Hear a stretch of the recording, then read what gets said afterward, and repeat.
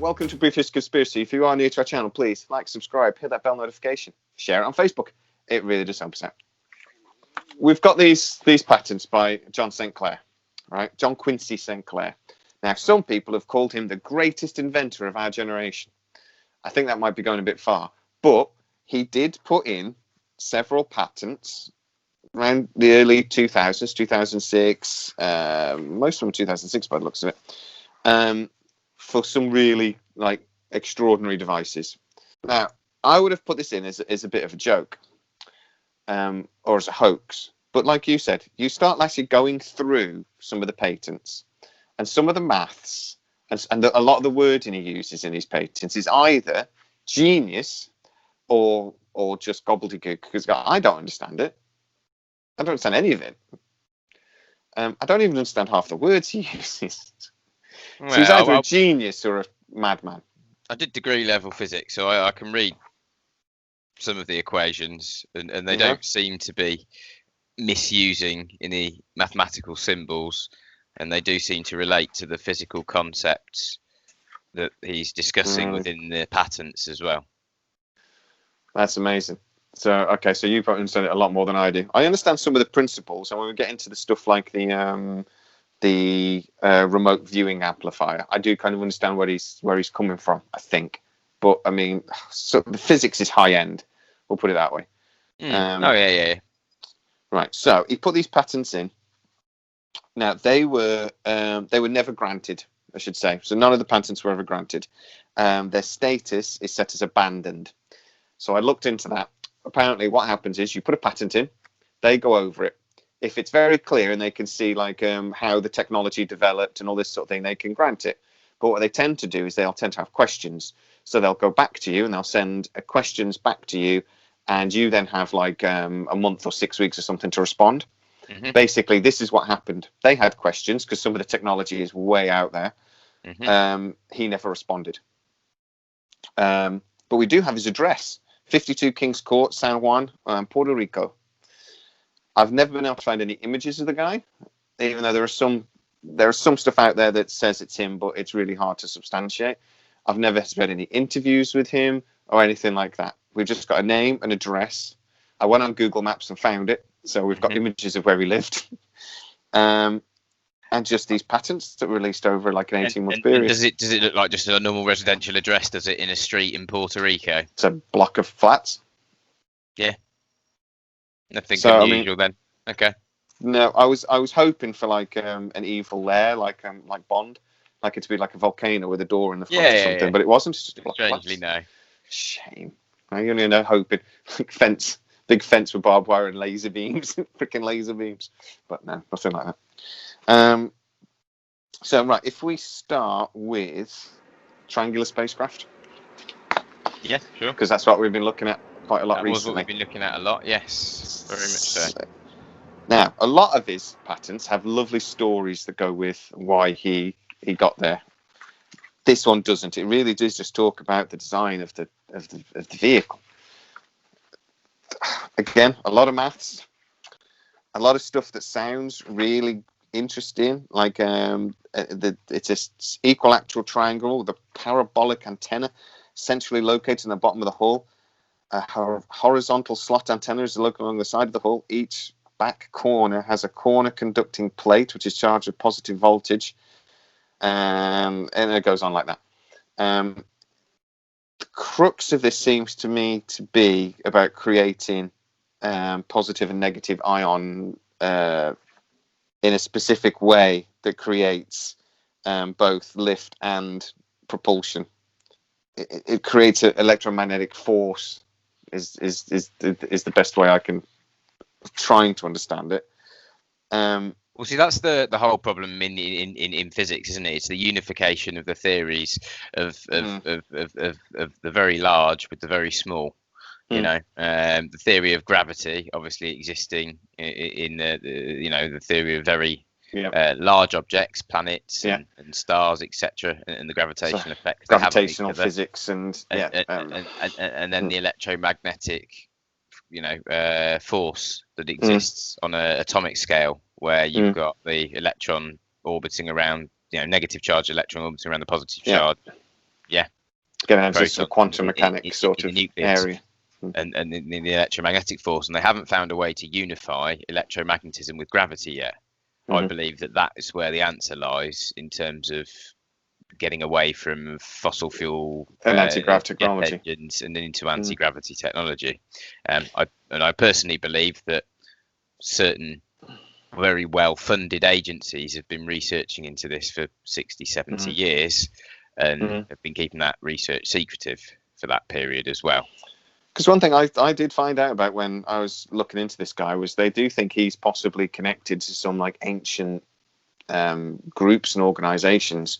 I wasn't able to find a great deal about it, but some people do believe that his name isn't genuine, but it is supposed to give us links to where he is come from. He's basically a whistleblower for a secret organization that we don't know the name of, we don't really know a great deal about, that has existed hundreds of years, that potentially have more advanced technology than we do.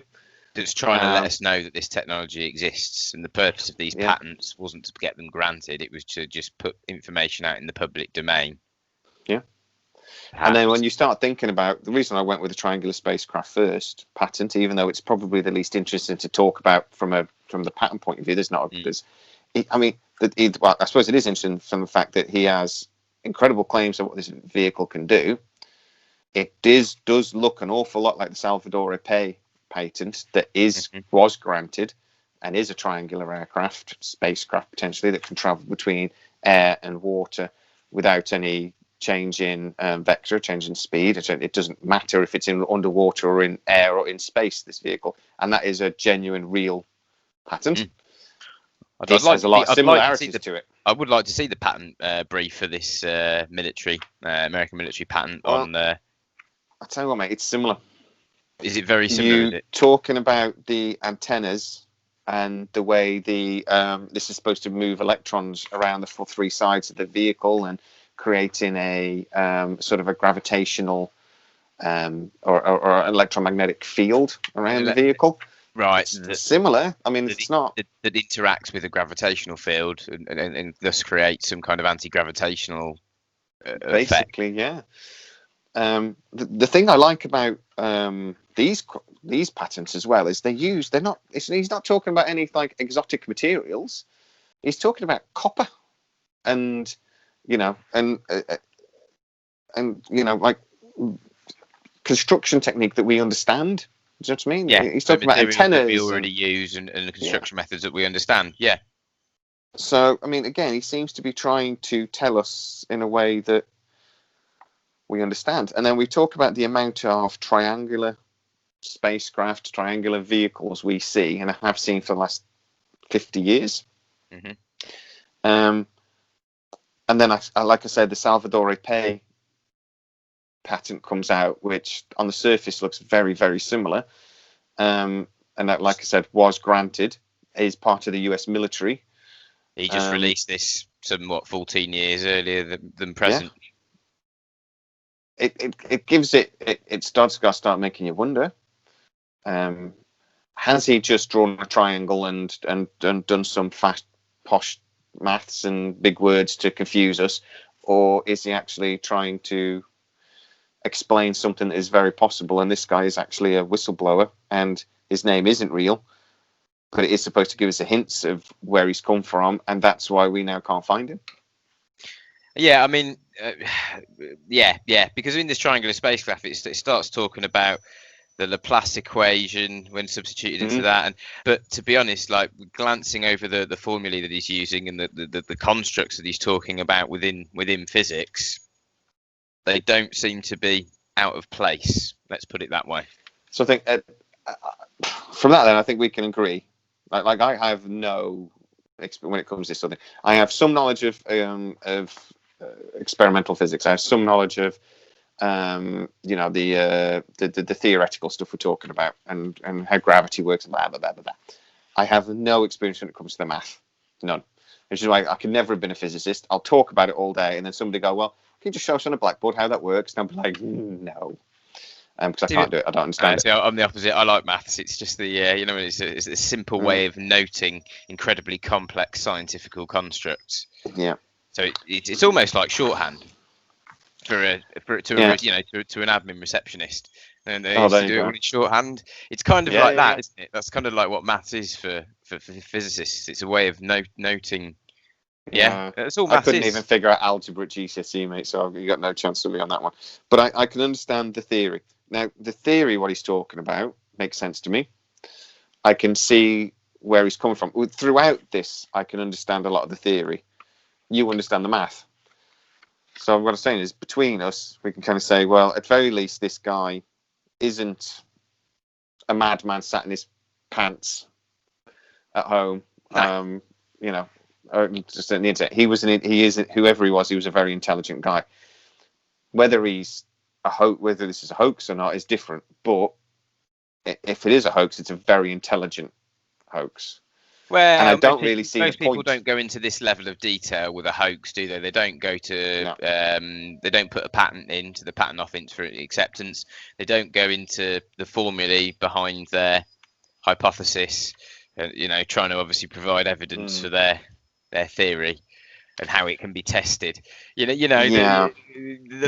dismissible if it is nonsense, isn't it? Really easily dismissible because he's given you all the math to back up what he's saying. He's also got this Photon spacecraft. He did a Photon spacecraft, which I didn't give you the patent for. Okay. Sorry, I've gone through and printed all these off, and I didn't give you this one. But in a very basic thing, he's talking about using photons along sent across the hull of a vehicle, and that creates a negative energy field, which then basically creates your antigrav technology. Now, I found that interesting when I looked it up 10 minutes ago, was because that's actually something that they were trying to do about time travel, was bending photons to create negative energy vortices. And somebody very, very clever in quantum mechanics figured out that you could use that as a time machine. And it's actually a time machine that you could use to go backwards and forwards in time. I said this before, the theory, going forwards in time is quite easy. You can slow time down relative to another object, and you can time dilate. Exactly. Going backwards in time is really, really hard. Yeah. Not necessarily impossible, but really hard. The grandfather paradox generally, obviously, is the paradox used to try and obviously quite easily. If you go back and kill your grandfather. Yeah, exactly. So then, do you have that linear time, or do you have a thing where if you were to do that, you change the timeline? So you could go back and kill your grandfather because what you're actually doing is creating a new timeline, or wouldn't you be able to because your grandfather wasn't killed, so you wouldn't be able to? Okay. I was watching the documentary and I thought it was fascinating, and I'm like, I understand that. I understand that. Yeah, because all photons of light is a photon's just a packet of light, basically, or a quanta of light. It's a way of sort of saying like one light particle. The light it's not really a particle or a wave, is it? It's both, isn't it, kind of? But it's actually we don't really know, do we? We've managed to observe it behaving as both through experimentation in different situations. So. My guess is that we don't really understand the true nature of even light yet. If we think that we can see it behaving as both a particle and a wave, we probably that's our interpretation of what we see. But whether that's the correct interpretation or that's just how we can, the only way we can interpret it in order to form some kind of understanding. This is where I think Einstein and the speed of light may not necessarily be correct either, because if these vast distances between stars, you'd have to be able to travel towards relativistic or perhaps even faster than relativistic speeds in order to traverse the stars. So and there seems to be an overwhelming amount of evidence that something out there is capable of traveling at incredible speeds between the stars. So no, it's true. And I'm going to say, what we're doing, I think that word you used, an interpretation. I think a lot of our physics is us trying to interpret something we don't really understand. Our best model quantum mechanics, we use, I think there's a lot of sort of metaphors almost used, and like I say, in interpreting something, we see something, we evidence it, we then try to frame it in a way that we can understand, and then that leads us down the garden path quite a lot. It leads us down the wrong way quite a lot. Most people can't even get their head around some of the concepts of some of the even the more basic concepts of quantum mechanics. They don't really. Dipole, as far as I'm concerned. But if you think about in terms of its application in everyday technology, everybody uses quantum mechanics on a daily basis because you use a smartphone. using quantum computers. I was just saying this, Google have built one. I think Apple have built one. But one of them's been built at the Kennedy Space Center, and they're arguing about whether it's really a quantum computer or not. And these are specialists. So they're saying that, I mean, this thing is able to do quadrillion bits of processing. It's the most powerful computer ever built. And they said it's quantum. It's a quantum computer. And everyone's going, yeah, but is it? So I mean, even if these guys that are like the engineers that built the damn thing are not quite sure what they were building, almost in a way, they're not quite sure. Okay, so what do we classify this as? They don't 100% understand how that machine actually works. They know it does, but they don't really quite understand how. That's worrying. But that's going into a different thing. That's going into AI and stuff, and that's a completely different topic. Yeah, completely different topic indeed. Interesting, nonetheless. But well, yeah, so John St Clair also built put in a patent for electric dipole spacecraft. This is another one where there's not a great deal of story to go with it. There's lots and lots of maths. And it's the thing I found interesting about this was, did you ever play jacks when you were a kid, where you bounce a ball and you have to pick up the jacks? Mm-hmm. And they were little spiky. This spacecraft looks like a jack. It's a thing in the middle, and it's got little sticks picking out. There's little circles and on through things. It looks like that to me. But the thing I found interesting about it was that this thing spins, and that's how it works. Is it a bit like the gimbal video that we have from the military? That's what it sort of reminded me of, anyway. And again, you go through all the math and the I can completely understand how theoretically, if you could power this thing, I think powering these things. I assume it's an oppositely charged dipole, hence electric dipole. Yeah. That then somehow rotates, and then they use the rotating, the rotating field to then somehow create some kind of anti-gravity effect, propulsion effect. He doesn't talk about anti-gravity in these, so he just talks about the magnetic field and providing lift, basically. So the invention is a rotating spacecraft that utilizes four spherical conducting domes protruding in a uniform electric field in order to create a lift force by means of magnetic moment times the gradient of a magnetic field. It's somehow generated in the right plane to produce an anti-gravitational effect against nearby big objects. Okay, we know enough magnetic force you can create thing. I just don't know his power on it. That's my other issue with that. But he did create another patent that I read a few months ago, but now I can't find, which was talking about a electrostatic generator. He also talks about permanent magnet power sources as well. Energy generator, is that like another name for a free energy device, I suppose? Then it's a type of free energy device. He's somehow taking out the energy that's contained within the fabric of space-time itself and able to harness that energy within the fabric of space-time, which we can't do yet. But that's an energy we need to get towards. Officially can't do yet. Officially, science and the mainstream don't admit that we can have it, but supposedly that the defence contractors in Area 51, likes of Lockheed and Raytheon, have been working on these propulsion technologies for the last 60-70 years. So if anybody's got it, they're the ones who've got it. Yeah. And we're talking about these spacecraft. I've always said to you that if we have retrieved alien spacecraft, I don't understand why we wouldn't see the technology in real life. Well, have a look at the last 100 years and how quickly everything's evolved. Digital technology. Yeah, but we still use rockets. Yeah, we do. But a lot of the transistors and fiber optics and some of these advancements, they say a lot of those were drip fed into the mainstream from reverse engineered alien technology from Area 51. And you look at hard. I've said to you before. I remember my first C64 Commodore C64, which is 64-bit. I then got not long ago. I got a memory hard drive thing for my car.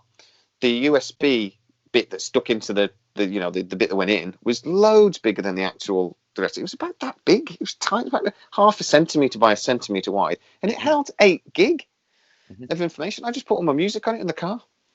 And I'm just like, I don't know how that works. I don't even know a bit how that. I know how a CD works.